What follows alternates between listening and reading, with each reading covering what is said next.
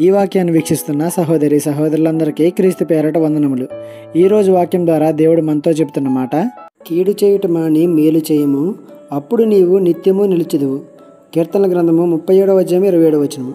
సౌలు దావీదుకి చాలా కీడు తలపెట్టాడు. ఎంత దారుణంగా ప్రవర్తించాడంటే దావీదుని చంపేయాలి అన్నంతగా దావీదు పట్ల సౌలు యొక్క వైఖరి మారిపోయింది. దానికి తగిన ఫలాన్ని అనుభవించాడు. ఆ విషయం అందరికీ తెలుసు. కానీ అంత చేసినా కూడా సౌలుకి కీడు చేయాలన్న ఆలోచన దావీదుకి రాలేదు. కీడు తలపెట్టడానికి ఆస్కారం ఉన్నా గానీ సౌలుని చంపలేదు, వదిలేశాడు. అతను చేసిన అన్యాయానికి తన వంశం వారు కూడా హతులయ్యారు.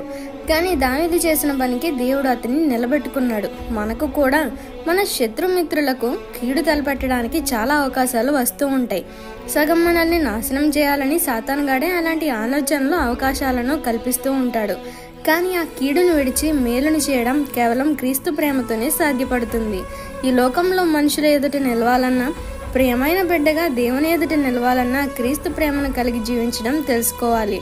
అప్పుడే కీడుకి ప్రతి కీడు కాక కీడుకి మేలు చేయగలుగుతావు, నిత్యము నిలవగలుగుతావు. ఈ చిన్న సువార్త పరిచర్యలో మీ సహోదరులు. God bless you. ఆమేన్.